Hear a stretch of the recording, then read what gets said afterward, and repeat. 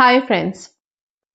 हम अपनी विशेस के लिए ब्रह्म मुहूर्त में उठ के स्क्रिप्टिंग करते हैं, टेक्निक्स कर रहे होते हैं, अफर्मेशन बोल रहे होते हैं, बहुत कुछ कर रहे होते हैं।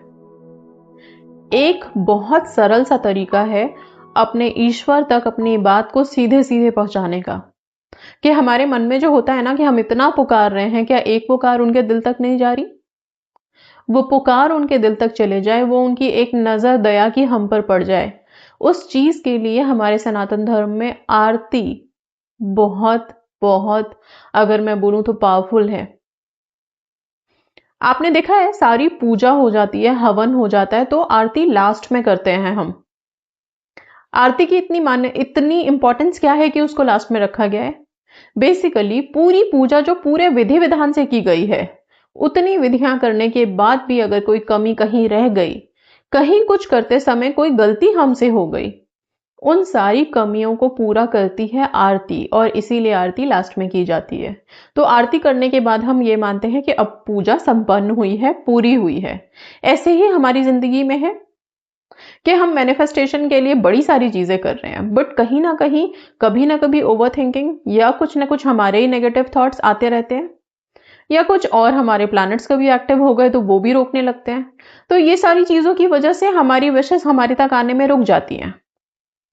आरती एक ऐसा माध्यम है जिसको हम अपनी जिंदगी में लाएंगे और अपनी सारी विशेस को मैनिफेस्ट करेंगे, साथ में अपनी लाइफ को भी चेंज करेंगे। आरती क्या करना है आपको? सी, जैसे विष्णु भगवान की आरती हो गई, शिव जी की आरती हो गई, बजरंग बली की आरती हो गई, दुर्गा माँ की आरती हो गई, लक्ष्मी जी की आरती हो गई, गणपति की आरती हो गई, ऐसे हमारे जितने भी देवी देवता हैं सबके लिए आरती है।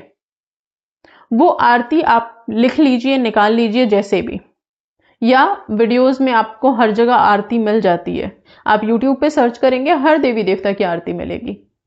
आप क्या करेंगे, रोज सुबह अपना मॉर्निंग रूटीन पूरा कंप्लीट करने के बाद, फ्रेश होने के बाद, नहाने के बाद ही आप आरती कर सकते हैं। इस बात का ध्यान रखिए। हमारा ऑरा क्लियर होना चाहिए ना भाई। आप जिस एनर्जी से कनेक्ट करने जा रहे हैं वो कोई आम एनर्जी थोड़ी है, राइट? सुप्रीम पावर से आप कोशिश कर रहे हो कि एक हल्की सी ध्वनि भी उन तक पहुंच जाए। उसके लिए हमें भी तो उस लायक बन जाना चाहिए ना। ठीक है, तो इसलिए पूरा ऑरा क्लियर करके, नहा धो करके, फ्रेशन अप होके एक जगह बैठें, अपने मंदिर में बैठें, या फिर अगर आपने कोई पूजा स्थान बनाया हुआ है अपने घर में तो वहां पे बैठें। एक प्लेट लें, उसमें एक दिया जला लें, धूप बत्ती अगरबत्ती जला सकते हैं, फूल रखने हैं फूल रखिए।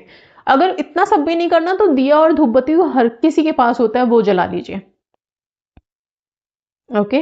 और इसमें एक छोटे से पात्र में पानी जरूर रखना। ये पानी आपके लिए अमृत तत्व का काम करेगा, आगे बता रही हूं कैसे।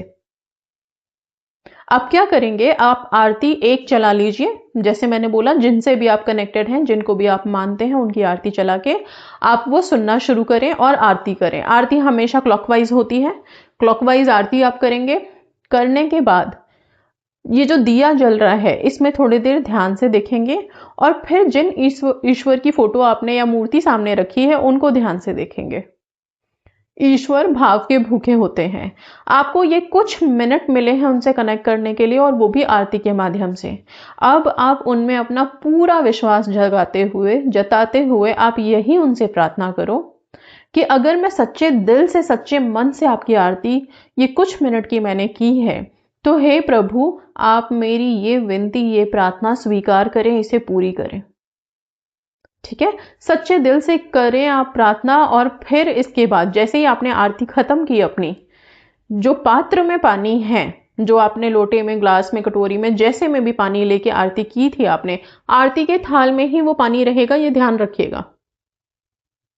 ठीक है, अब उस पानी को थोड़ा सा अपने अंजलि में लें। अंजलि मतलब हथेली में ले लीजिए। हथेली में लेने के बाद आप उसमें सिर्फ इतना बोलिए कि मैं आज से संकल्प ले रहा हूं या ले रही हूं कि मैं 40 दिन तक रोजाना आपकी आरती ऐसे ही विधि से करूंगा या करूंगी, और मेरी इस तपस्या, इस प्रार्थना और ये जो मेरा समर्पण है, इस चीज के लिए मेरी ये छोटी सी विनती प्रार्थना जरूर पूरी होगी। ऐसे करके आप ये जल ले लेंगे, ग्रहण कर लेंगे, राइट? तो ये संकल्प के साथ जब आप आरती शुरू करते हैं और 40 दिन लगातार आप आरती करते हैं, आप जरूर से अपनी विश पूरी कर लोगे। बस हाँ, इस पूरे 40 दिन के अंदर आपके मन में कहीं डाउट नहीं आना चाहिए। और अगर डाउट आ भी रहा है तो उसको खत्म करो ये सोच के कि जिनसे आप मांग रहे हो ना, उनके पास तो डाउट करने की हमारी कोई हैसियत ही नहीं है, औकात ही नहीं है कि हम वहां पे कोई डाउट क्रिएट करें, राइट। इसलिए पूरे विश्वास के साथ, स्ट्रेंथ के साथ 40 दिन की आरती शुरू करो आप लोग। आप चाहें तो आरती सारा दिन भी सुन सकते हैं। मॉर्निंग तो आपने रूटीन से कर लिया, उस आरती के हर शब्द से आप कनेक्टेड रहें। सी आरती में ना आप देखना, पूरी आरती में सबसे पहले हम ईश्वर के गुणों का, उनकी उनकी जो शक्तियां हैं उनका बखान कर रहे होते हैं। इसके बाद जो आखिर के लाइंस होते हैं, उसमें जो लाइन आती है ना, वो इतनी पावरफुल होती है, बिल्कुल सबकॉन्शियस में सेट हो जाती है। उसमें जो होता है कि इस आरती को करने वाले की हर मनोकामना पूर्ण होगी। वो आरती के रिदमिक लैंग्वेज में वहां पे लिखी होगी, पर उसका मतलब हर आरती में लास्ट में यही होता है कि इस आरती को करने वाले की हर मनोकामना पूर्ण होगी, वो अपनी जिंदगी में सारी सुख सुविधाएं भोगेगा, और वही हमें चाहिए। तो ये आरती एक तरह से मैं बोलूं ऐसी अफर्मेशन है, इतनी स्ट्रॉन्ग स्क्रिप्टिंग है ईश्वर के साथ हमारी, कि ऑब्वियसली जो इंसान आरती रेगुलर बेसिस पे कर ले, इसके अंदर की शक्तियों को जान करके और पूरे भाव के साथ, डेडिकेशन के साथ, भाव बहुत इंपॉर्टेंट है। ये नहीं कि हाँ बस 10 मिनट करना है, थाल घुमाया, आरती करी और सुना और बस चल दिए, और आरती के टाइम हमारा दिमाग पता नहीं कहाँ कहाँ घूम रहा था। अगर ऐसा है कि आरती में ध्यान नहीं लग रहा, रख दो आरती की प्लेट, थोड़ी देर आराम से बैठो, लंबी गहरी सांस लो, 10 बार अपनी सांस अंदर लो और बाहर करो। आप जितना इनहेल एक्सहेल करोगे, ब्रेथ पे फोकस करोगे, अपने आप थॉट थोड़ा एक जगह पे आ जाएंगे। फिर इसके बाद आरती शुरू करो। सिर्फ हार्डली किसी भी आरती में मुझे नहीं लगता 5 से 10 मिनट से ज्यादा लगता होगा, पर ये 5 से 10 मिनट आपकी पूरी जिंदगी बदल सकती है।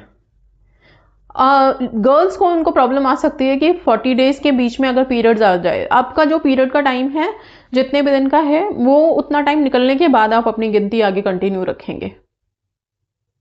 तो ब्रह्म मुहूर्त में जो नहीं कर सकते, क्या शाम को कर सकते हैं? बिल्कुल कर सकते हैं, कोई ऑब्जेक्शन नहीं है। आरती को जितना सुने आप, जिस आरती को आपने पकड़ा है ना, आप एक ईश्वर की आरती पकड़ लीजिए, ठीक है, जिनमें भी ट्रस्ट है आपको। विष्णु भगवान का वो लोग कर सकते हैं, विष्णु भगवान और गणेश जी का वो लोग कर सकते हैं जो स्पेसिफिक पर्सन शादी मैनिफेस्ट कर रहे हैं। सबसे इंपॉर्टेंट, शिव जी की आरती तो हर कोई कर सकता है, हर किसी चीज के लिए कर सकता है, वो तो भोलेनाथ है, जो मांगो वो देते हैं, बस सच्चे दिल से पुकारो, राइट। इसके बाद बजरंगबली की आरती आप अपने प्रोटेक्शन के लिए कर सकते हो, आप अपने काम के लिए कर सकते हो, जॉब के लिए कर सकते हो, सेहत, जिनको भी हेल्थ में इश्यूज हैं उनके लिए आप कर सकते हैं। तो ये तो मैंने कुछ बताए। गणेश जी की आरती भी आप अपने कामों में जहां रुकावटें आ रही हैं उनको हटाने के लिए कर सकते हो। तो ये तो मैंने 3-4 नाम बताए हैं, बाकी इतने सारे देवी देवता हैं। हम तो ब्लेस्ड हैं सनातन धर्म में कि हमारे पास हर चीज के लिए एक देवी देवता है। तो आपको जिनसे भी कनेक्टेड फील कर रहे हो, उनकी आरती आप करनी शुरू कर दो। सच्चे दिल से करो, पूरे भाव से करो, और रेगुलर करो। थोड़ा सा नियम बनाओ। नियम बहुत जरूरी होता है पूजा में, या फिर इस तरह से जब हम कोई चीज उठाते हैं कि हाँ हमें संकल्प लेके करना है, तो नियम तो आपको रखना पड़ेगा। इतना सा कर लो, 40 दिन करके छोड़ देना, सरेंडर कर देना, राइट। सिंपल है, बिल्कुल सिंपल तरीका बताया है, ज्यादा कुछ नहीं करना है, सिर्फ रोजाना आरती करनी है, और दिन में जब मौका मिले, जब भी डिस्टर्ब फील कर रहे हो, आरती चला के सुन लो। अपने अंदर भी चेंजेस देखोगे, एक मेडिटेशन भी हो जाएगा, एक हाई आपकी वाइब्रेशंस भी होने लगेंगी। दूसरा, आप जिनसे कनेक्ट करना चाह रहे हैं, ईश्वर की नजर, उनकी कृपा भी आप पे पड़ने लगेगी। आप करके तो देखिए। बहुत सिंपल तरीका बता दिया है मैंने। आई डोंट थिंक सो कि इसमें कोई और चीज है ऐड करने वाली। बिल्कुल सिंपल और बहुत इजी तरीके से करेंगे, बहुत ज्यादा दिमाग में रखेंगे चीजों को, ठीक है। So that's all, thank you so much and God bless you all.